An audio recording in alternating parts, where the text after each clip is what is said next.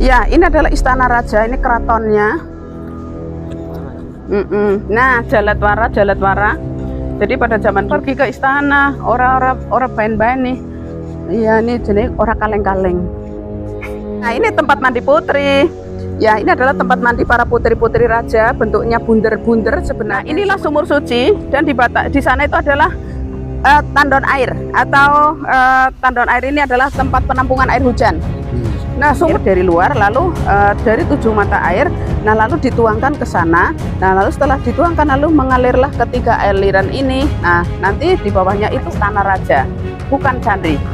Nah, kalau atau tempat tinggalnya raja. Ya, Jawa Tengah, dan ini beramai-ramai ya, sama bentar para ya.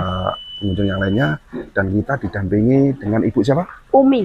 Ibu Umi selaku pemandu yang akan menjelaskan titik-titik mana saja yang akan kita kunjungi dan sejarah dari tempat yang dinamakan Kerajaan Mataram kuno. Mataram kuno, Ratu Boko. Atau Ratu Boko. Oke, ya. Kita sambil jalan aja. Baik.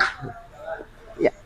Ibu Umi ya? Ya, perkenalkan dulu, nama saya Bu Umi. Iya. Saya guide lokal di Keraton Mataram kuno atau di Keraton Ratu Boko. Dan bisa ini adalah bisa dikatakan ini adalah istana raja, bukan candi. Nah, kalau candi itu lebih merujuk ke Candi Prambanan, lebih merujuk ke Candi Borobudur, atau candi-candi yang lain. Karena sebenarnya ini lebih tepatnya disebut dengan istana raja, atau keraton, atau tempat tinggalnya raja. Ya, tapi dilengkapi dengan adanya candi-candi. Ya, baik, kita ikuti saya. Ya, saya akan menceritakan tentang siapa Ratu Boko, dan juga tentang kerajaan ini. Namanya Kerajaan Mataram kuno. Ya, jadi di sini memiliki dua versi cerita, ada cerita sejarah, ada juga cerita legenda. Nah, kalau menurut cerita sejarah, ini adalah kerajaan Mataram kuno yang dibangun pada abad 8 Masehi. Nah, kerajaan ini dulu pada mulanya didirikan oleh Sri Maharaja Raja Sanjaya. Nah, Raja Sanjaya ini dia punya putra yang bernama Rakai Panangkaran. Nah, lalu Rakai Panangkaran diberikan tanah ini, tanah perdikan atau tanah bebas pajak, lalu digunakan oleh Rakai Panangkaran untuk mendirikan Abaya Giri Wihara. Ya, kawasan ini memiliki 16 hektar. Ya, 16 hektar. 16 hektar. Dan dari 16 hektar itu nanti ada dua pengelola. Yang sebelah sini nanti ada batasnya, sebelah ini dikelola oleh BUMN, PT-nya PT TWC, Taman Wisata Candi, yang meliputi Candi Prambanan, Candi Borobudur, Keraton Ratu Boko.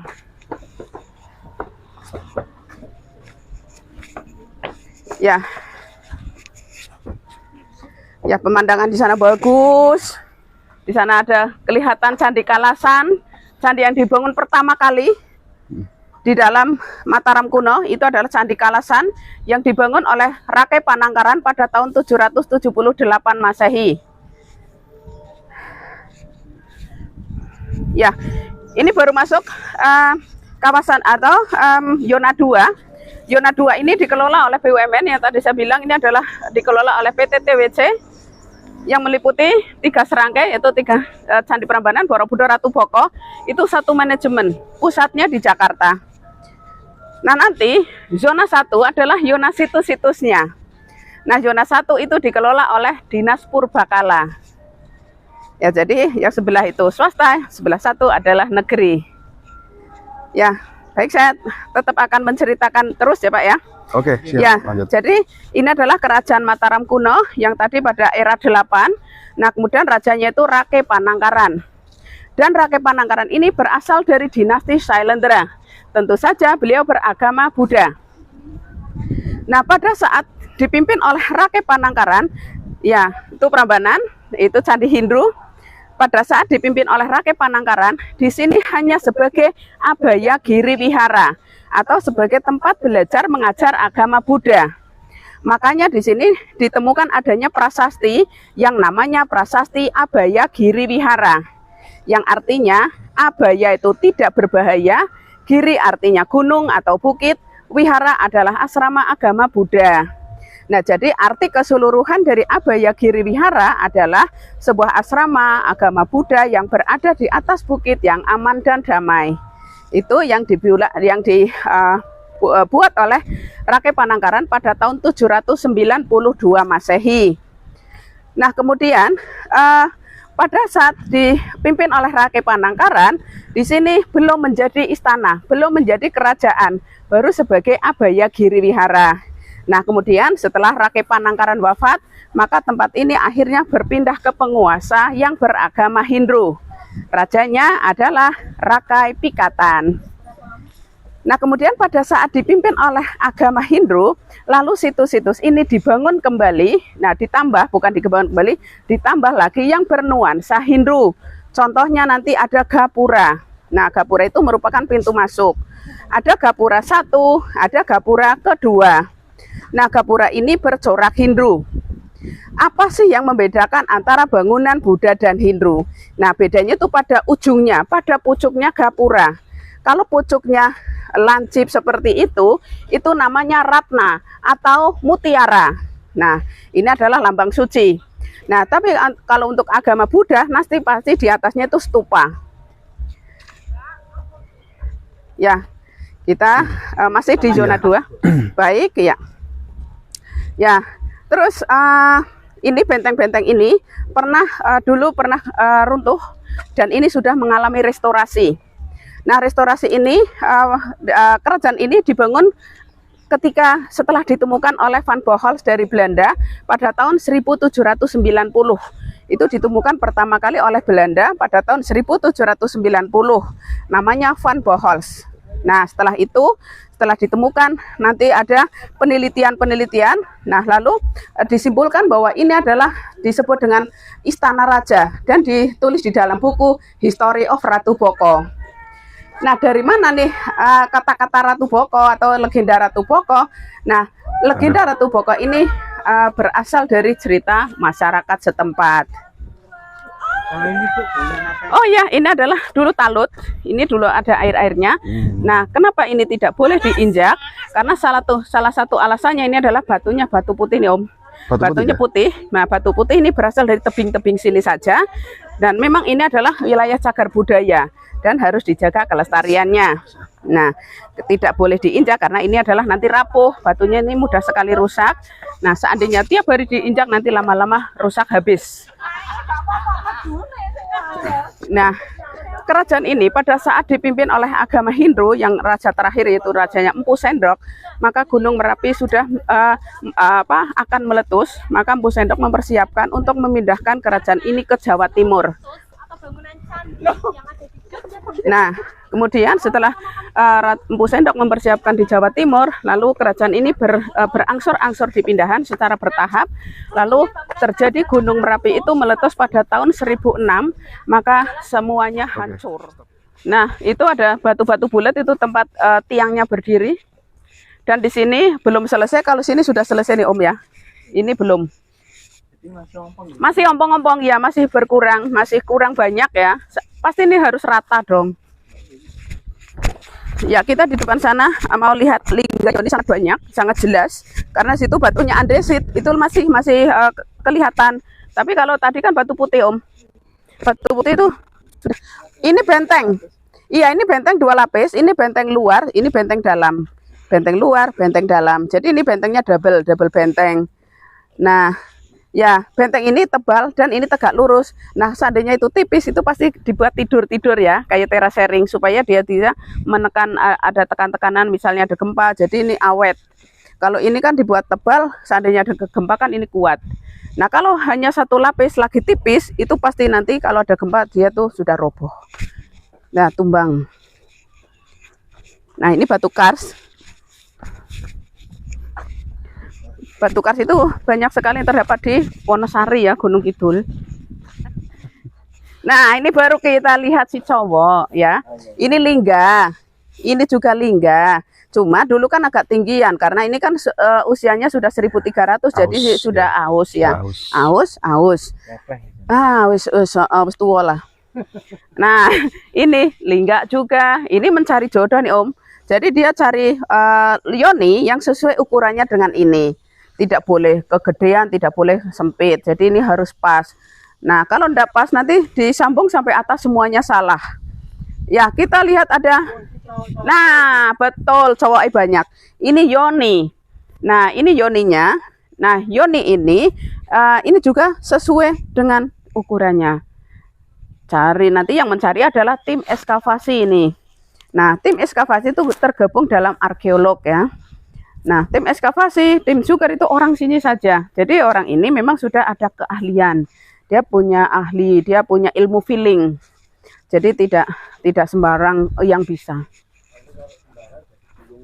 Ya, dari Gunung Komeng. Di Gunung Komeng. Ya, kita mau ke Istana Raja. Jurit. Sebelah sana. Iya, para jurit. Nah, kita lihat di sini. Ya, ini belum fix banget untuk apa sebenarnya. Ini dari beberapa pendapat. Mungkin ini adalah tempat untuk bersuci dulu sebelum memasuki wihara.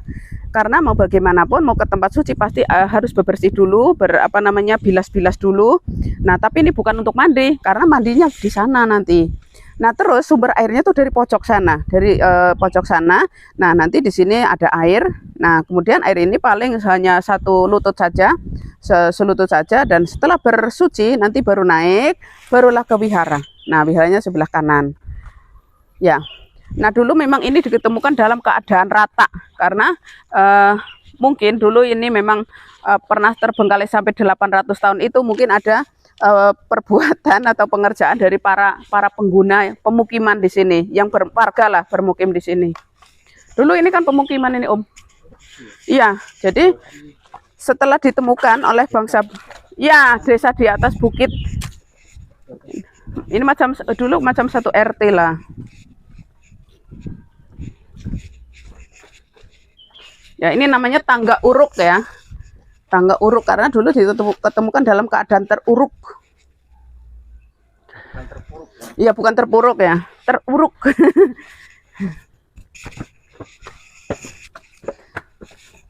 Nah, ini belum selesai, pengerjaan ini belum selesai. Kalau di atas itu masih ada nongol, berarti ini mau disambung lagi tuh Om. Nah, ini masih mau disambung lagi ya. Pokoknya kalau di atas belum rata, batunya belum terakhir, itu artinya masih ingin disambung-sambung terus, kayak Lego lah. Itu belum selesai. Nah, ini takikan, ini batu asli, batu andesit. Ya, yang ini andesit semua. Nah, ini ada lubang-lubangnya kecil-kecil. Kemungkinan ini adalah dulu untuk pengibar bendera, bisa jadi ya. Umpak ya, tapi ini untuk masuk tiang-tiang bendera.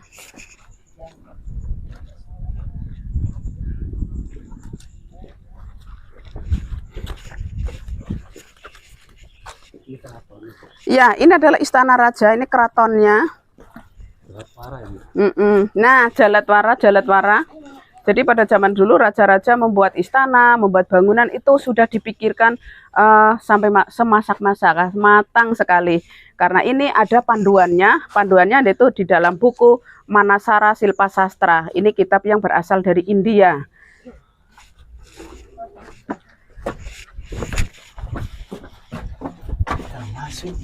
Masuk.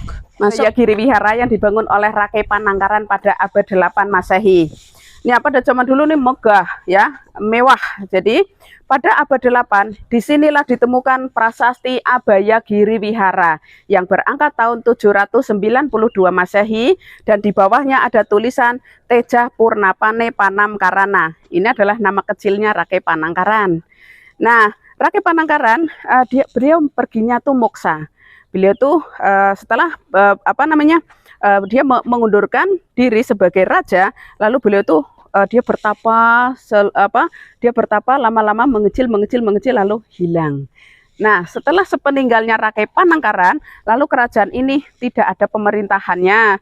Lalu dalam masa-masa kekosongan ini, akhirnya ini ada perebutan kekuasaan antara Rakai Pikatan melawan Bala Putra Dewa. Nah, Rake Pikatan ini masih keturunannya Rake Panangkaran, maka beliau itu sebagai pewaris tahtanya juga. Nah, begitu juga Bala Putra Dewa ini merupakan cucunya Rake Panangkaran, tapi bukan cucu asli ya Om ya. Ini adalah cucu mungkin anak adiknya, dia dianggap sebagai mbahnya. Nah, maka Bala Putra Dewa pun berhak mewarisi tahta ini dari kakeknya. Nah, di antara Rake Pikatan dan Bala Putra Dewa ini tidak mau ada yang mengalah. Oke lah, kita fair-fairan saja, kita perang saja, nyatakan perang. Akhirnya Rake Pikatan melawan Bala Putra Dewa, perang sampai mungkin bertahun-tahun. Pada akhirnya Rake Pikatan pemenangnya dan Bala Putra Dewa yang beragama Buddha ini kalah, sehingga ini jatuh ke tangan Hindu di bawah kepemerintahannya Rake Pikatan. Nah, pada saat dipimpin oleh Rake Pikatan, lalu dibangunlah situs-situs yang bernuansa Hindu. Contohnya tadi Gapura, Gapura 1, Gapura 2, nanti ada Candi Pembakaran, terus ada Sumur Suci, ada Tandon Air, ada Paseban. Itu seluruhnya dibangun oleh Rake Pikatan yang beragama Hindu, karena itu bercorak Hindu. Nah, kemudian Rake Pikatan lalu tampuk kepemimpinannya itu diserahkan kepada putranya, yaitu namanya Dyah Kayuwangi atau Dyah Lokapala. Nah, Dyah Kayuwangi ini adalah putra dari Rake Pikatan yang meneruskan tampuk kepemimpinannya dari Rake Pikatan. Nah, kemudian ini juga pada saat dipimpin oleh Rake Kayuwangi, nanti juga ada peperangan lagi, serangan-serangan lagi yang dilakukan oleh Sri Kumbayoni atau Rake Walaing Pukumbayoni. Nah, pada saat itu akhirnya Rake Walaing Pukumbayoni pernah menduduki tahta di sini hanya 8 tahun. Setelah itu ada lagi raja-raja berikutnya. Nah, kemudian ada Rake Tulodong, ada Rake Daksa, ada Rake Wawa. Nah, pada saat dipimpin oleh Rake Wawa, ternyata Gunung Merapi akan meletus. Terjadi gempa-gempa bumi, terjadi hujan abu vulkanik, maka diperkirakan oleh Empu Sendok, letusan yang akan datang ini pasti letusan yang sangat dahsyat. Karena Empu Sendok ini adalah, ya dia adalah seorang Brahmana, dia punya ilmu-ilmu telepati ya. Dia mengerti sebelum ada kejadian. Nah, kemudian oleh Empu Sendok akhirnya mempersiapkan di Jawa Timur untuk memindahkan kerajaan ini pindah ke Jawa Timur. Lalu benar juga, sebelum Gunung Merapi meletus, kerajaan ini sudah berangsur-angsur pindah ke Jawa Timur dan di sana menjadi kerajaan Medang Kamulan. Nah, perlu diketahui ini adalah singgasana raja. Nah, pada abad 9 ini kan digunakan lagi oleh Rake Pikatan. Jadi pada abad 8 ini agama Buddha, pada abad 9 ini sudah Hindu sampai abad 10. Nah, di sana adalah sebagai pendopo atau sebagai tempat tinggalnya para punggawa, para menteri-menterinya mungkin. Nah, di sini adalah tempat untuk raja. Ya, kita lihat pemandian putri. Ya, di sini ada hiasan bercorak Buddha, ini namanya upala.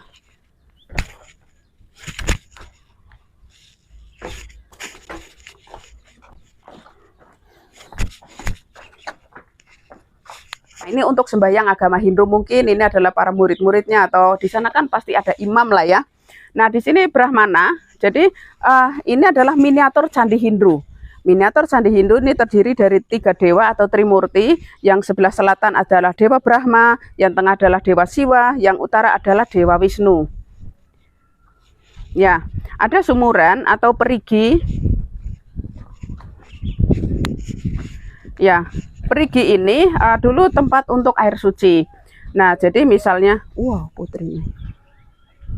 Nah, misalnya ini Bapak kesini mau sembahyang, nah membawa air dari luar, lalu dari 7 mata air, nah lalu dituangkan ke sana. Nah, lalu setelah dituangkan, lalu mengalirlah ketiga aliran ini. Nah, nanti di bawahnya itu ada sajen-sajen. Nah, sajen-sajen ini ditaruh di dalam kotak peripih, ini sebagai nyawanya, yaitu ada rempah-rempah, ada ada koin, terus ada juga manik-manik, kalau ada juga emas, ada berlian. Nah, nanti semuanya itu ditaruh di dalam kotak peripih, ini adalah sebagai nyawanya.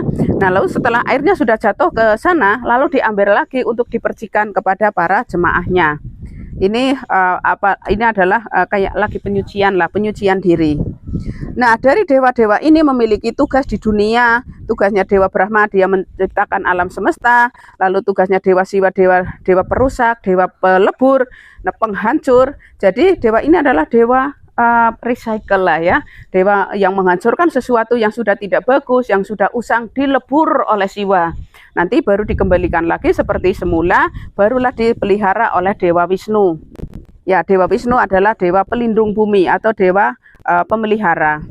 Nah, dari dewa-dewa ini memiliki kendaraan atau wahana. Kendaraannya dari Dewa Wisnu adalah Garuda. Kendaraannya Dewa Siwa adalah Nandini.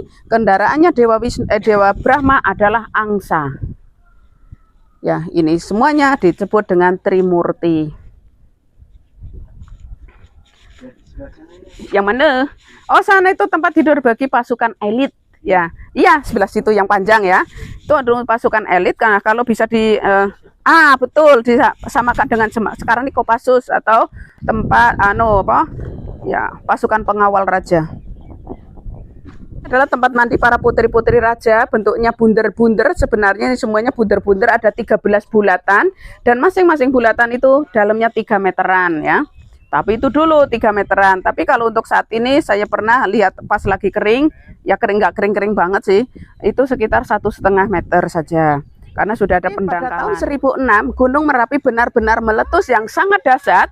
Nah, maka dari itu kerajaan ini dan seluruh candi-candi di Jogja itu sudah rusak parah. Sehingga kerajaan ini sudah terbengkalai begitu saja sampai diketemukan kembali tadi pada tahun 1790. Nah, kemudian setelah pada saat di sini terbengkalai 800 tahun karena rentang waktunya kejadian ini dari abad 10 Gunung Merapinya meletus lalu ditinggalkan oleh agama Hindu Buddha. Nah, baru ketemu lagi tahun 1790. Ini artinya 800 tahun kemudian ini berarti sudah tidak terurus ya. Terbengkalai begitu saja, maka kerajaan ini sudah banyak kehilangan batu-batu. Nah, batunya bisa hilang, bisa pecah, bisa terpendam. Nah, tapi kalau untuk terpendam ini kemungkinan kecil karena dulu sudah ada namanya ekskavasi. Oke, ya, ini adalah bangunan utama, ini adalah gapura utama. Nah, setiap gapura ini dijaga oleh kala. Nah, kanan kiri ini adalah kala, kanan kiri kala, dan kala ini namanya kalau orang Jawa bilang ini tolak bala ya, Bathara Kala. Ini adalah gapura bercorak Hindu. Nah, bedanya itu ya Om ya, ujungnya. Oh, ujungnya ya. Ujungnya ini namanya ratna atau mutiara. Nah, kemudian ini adalah batu asli. Usianya sampai sekarang ini sekitar 1200 tahun. Ini dari abad 9. Dan batu ini adalah batu putih. Batu putih ini berasal dari tebing-tebing sini saja. Jenis kars Ibu ya? Iya. Batu andesit apa kars? Ini batu andesit, yang itu kars. Ini adalah batu andesit yang berasal dari Gunung Merapi. Yang ini adalah usianya sudah 1300 tahun. Ini dari abad 8 batu asli sejak zaman kerajaan, tapi ini sudah dipasang kembali. Nah, ini adalah batu baru meskipun hampir sama. Nah, batu baru ini usianya sudah 1000 tahun lebih. Ini dari tahun 1000, ini dari tahun 800, ini tahun 1000. Adalah candi pembakaran Om. Candi pembakaran. Candi pembakaran. Nah, candi pembakaran ini adalah untuk upacara api suci agama Hindu atau upacara menyembah dewa api. Nah, jadi yang dibakar bukan manusia, tapi ini adalah kayu yang harum-harum. Seperti kayu cendana, kayu gaharu, gitu. Nah, jadi yang boleh naik ke atas itu dulunya itu hanya kaum Brahmana saja. Sedangkan kaum kesatria, kaum Wesa, kaum Sudra cukup menyaksikan dari bawah saja. Karena tidak sembarang orang bisa masuk sana. Karena tempat sana itu tempat yang sakral ya. Nah, kemudian di sana itu ada sumur suci. Kita ke sumur suci. Nah, inilah sumur suci dan di sana itu adalah tandon air atau tandon air ini adalah tempat penampungan air hujan. Nah, sumur suci ini dulu ditemukan pada tahun 1960. Ini adalah bangunan Hindu. Nah, sumur suci ini dalamnya 5 meter dan airnya dulu sebenarnya terpisah, tapi gara-gara ini ketemu ini sudah seperti ini ya, sudah ini ala kadarnya saja. Jadi airnya ini dulu digunakan setahun sekali untuk upacara Tawur Agung atau upacara sehari sebelum hari Nyepi. Ya, upacara ini nanti mengambil air dari sini nanti dibawa ke Candi Prambanan untuk media upacara di sana. Nah, kemudian ini tandon air. Tandon air ini adalah tempat untuk penampungan air hujan. Nah, dikarenakan ini adalah tempatnya di ketinggian seperti ini, susah mendapatkan air, maka ditampunglah air sebanyak mungkin di kolam sini. Ini dalamnya 2 meter, Om. Nah, kemudian airnya tidak kemana-mana karena di bawahnya itu batu karst. Nah, jadi seandainya pada musim kemarau ini airnya bisa berkurang, ini karena ada penguapan saja.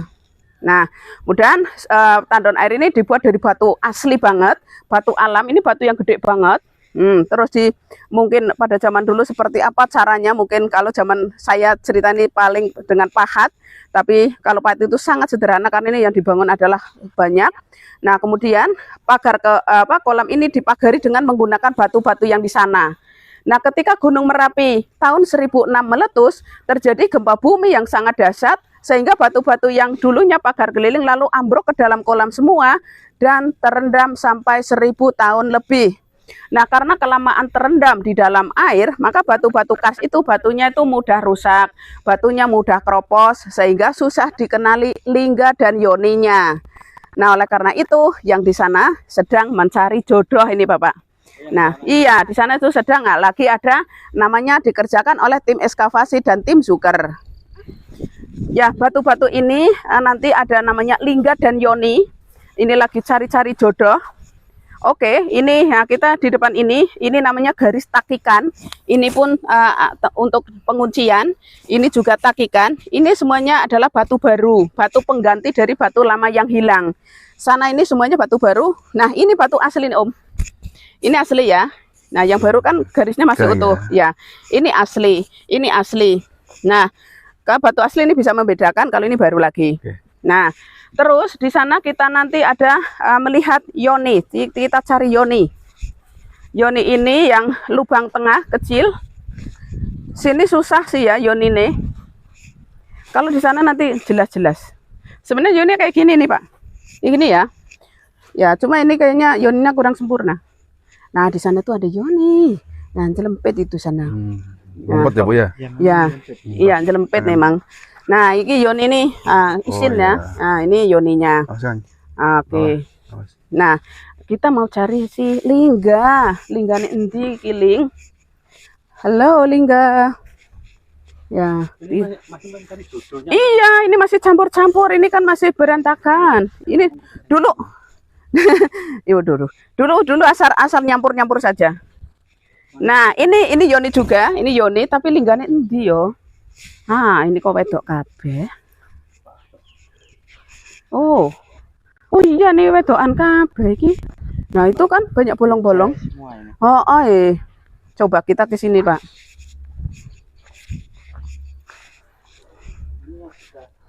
Ya, ini sudah selesai. Nah, nanti kalau sudah selesai barulah dikasih ABCD ya.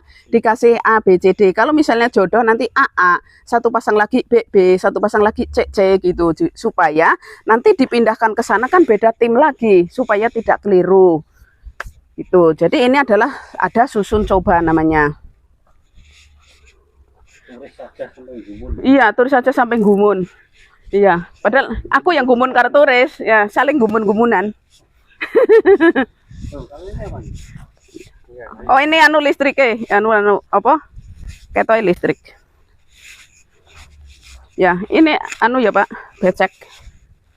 Nah, kemudian ini dulu ada atapnya. Ada bangunannya di sini.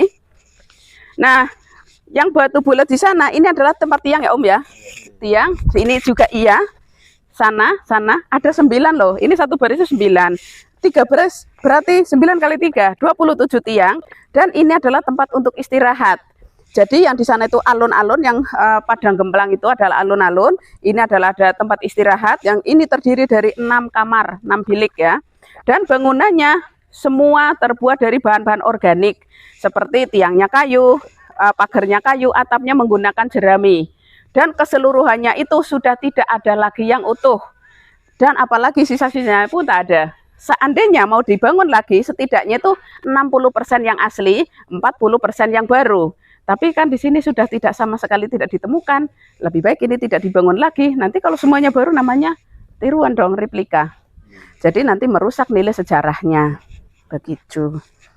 Nah, ini batunya masih dicari-cari Om ya. Ya, seharusnya nih ketemu tuh. Seharusnya ada nih, ada lagi Tapi ya ini masih ompong-ompong.